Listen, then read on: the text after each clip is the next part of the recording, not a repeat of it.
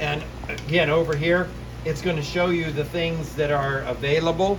And we're going to click on processing method.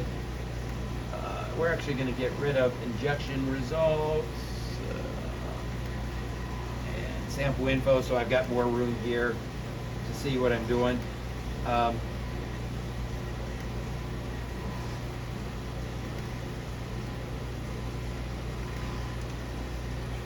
So basically this shows me my chromatogram, and down here is my processing method.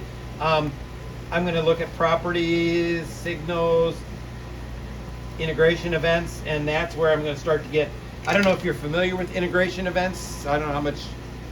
I'm familiar with integration as a concept, okay. but nothing. So this is basically where you're going to set, okay, what the peak width is, the area reject, any of those kinds of things, and where you're going to be able to do it. This is where I would do any manual integration that I would be done, where I would just manually draw baselines. Okay. And then I would go up to the chromatogram to be able to do any of that. And what it's going to do is show you here, if you hover over any of these, it's going to show you what the screen actually does. I'm going to go to standard stuff. Advanced would be where I would be adding things in, like tangent skim modes, exponential or standard at tangent skim. I'm not sure if you're familiar with those. The available parameters within data analysis and within integration is probably what we have more questions, more of everything on, because there's just so many of them, and it's like, okay, what exactly what's the tangent skim? And basically all that's going to do is where it's rounding, and it's going to take the tangent of that and it's going to draw the line there. So that's where I would tell you you're going to want to look at that, because I don't have the daylight time to go through all the various parameters, what they do. The big ones are like area reject, which would be anything below a certain area. I'm just going to call it nothing. So if my chromatogram doesn't look like this with one nice peak, but if I've got a bunch of little junk in here, if I increase the area reject, then I can say I don't really care about any of those. I only want this one. And that's where you can set things like that. Try to see in the standard stuff. I can turn it on and off. So the integration, if I've got stuff that comes out in the front, like solvent peak, that I don't care about, I can say integration off at time 0 and on at time 2 minute, and none of that would get integrated. And so I can eliminate it. You can do the same at various points during that. I can turn it on and off. Peak width is basically the width of the peak in time. And so if I've got a bunch of noise that I don't want to see, I can change the peak width. What I generally tell people is with any of these parameters, put something crazy in, see what it does, and then go back the other way, and you can say, okay, this does that. I kind of get a feel for what it does. And let's see, identification, calibration. We don't have a calibration table yet, so there's nothing to see there. Basically, I'm going to do that, and I'm going to say, I got to see where I can save this. Save method, and that's the processing method. So I'm going to save the processing method as, and we're going to call that, I did all of mine as Agilents so that they'd stand out. And so now I've saved just whatever the generic processing method that was there, and now I'm going to say reprocess all, and now you see that it identified a peak because I processed it. So you can customize that so that it does it automatically. Correct. You just click a button and get your data. Now I've got that processing method. Remember when we were setting up the sequence, we said what the acquisition method was, and the next one was processing method? If this gives me a chromatogram that I like, then in that processing method I can put Agilent processing method, and it would run it and then process it automatically at the end for me. All I'm going to do is get whatever report. If I wanted to do a report, I would go down to this part of it and say, okay, what kind of a report do I want to do? And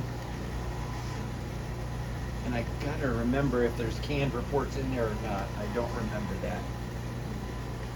Oh, yeah, there are. So No, there's not. I gotta see if I can get some canned reports in there for you. I'll have to look at that and see if I've got Okay. some and get them canned. I'll either get them in here before I'm gone today, or if I can't remember where I can find them, I'll get it and then I'll stop back and put them in there. I don't know what you're going to need for reporting.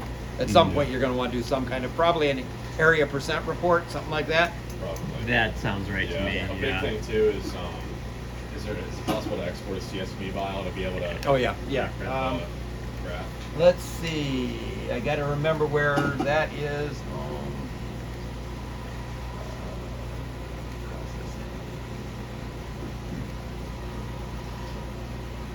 Yeah, it's good thinking.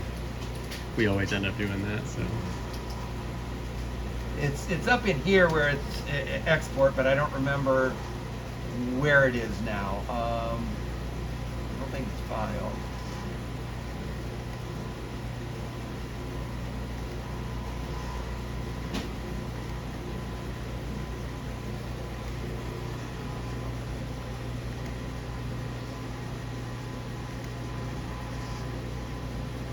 I don't see it right now. I'll have to try to figure where that's at. Okay. It's in here somewhere where you can export. Yep.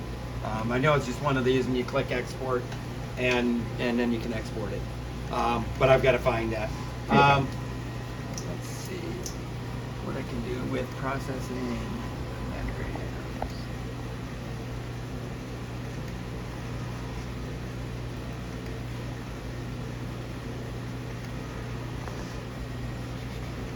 What I'm trying to do is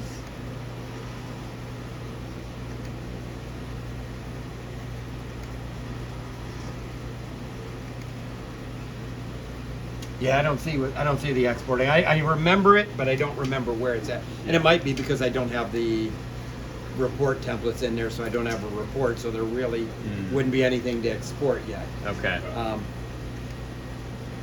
But that's the quick basics of it. Like it shows me the chromatogram. Where's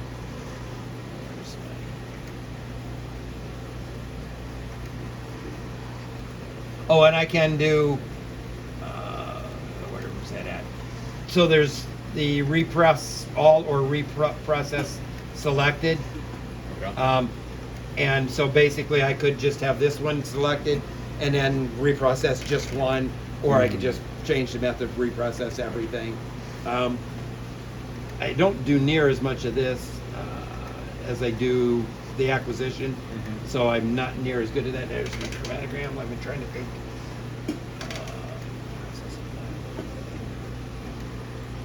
Peak details gives you a breakdown of what these are, and that's what if you look at these. There's my calibration curve, and maybe it's like our GPCs where if you right click on the spectra, you might have options to copy like text data. you're talking about here, copy to export file. Maybe. That would let me to save it's it. I the don't know if image. Yeah, I don't think that's the that's the image. Yeah, that's just the image. I think I would have to have the report and be able to do that. Sounds good. I'll find it one way or another. I'll find it. Okay. But that gives us a rough, quick introductory of that side of things. Give me a couple minutes. I'll look and see if I can find. I'm going to try to load the default report templates. I'm pretty sure I've got those. I got to find those, and I got a note on how to do that, or I'll reach out to one of my coworkers that's maybe done it recently. Okay. Because I haven't done it for a while. Okay. But I'll reach out to that. I'll try to find the report templates and how to export. Sounds great. And we'll get that right away. See what we can do. Sounds But great. that's the Yeah. quick down and dirty. Like I said, you're going to probably want to look at the help file to get some of that. Sure. But I'm going to look at it real quick. I got to look up the import. I know that they're there. I just got to import the report templates. And I don't remember where they're at. Okay. Sounds good.